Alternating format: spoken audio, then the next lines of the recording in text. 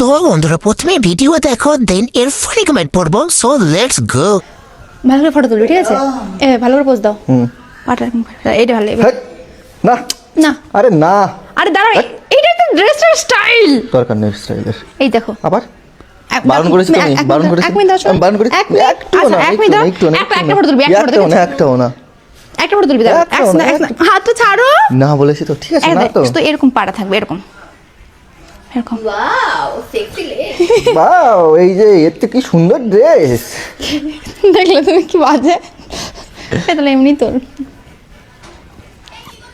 चलिए शुरू करते हैं। ফটো তোলা যাবে না কিন্তু ভিডিও করা যাবে। বাহ বেটা বাহ, কত বুদ্ধিমান।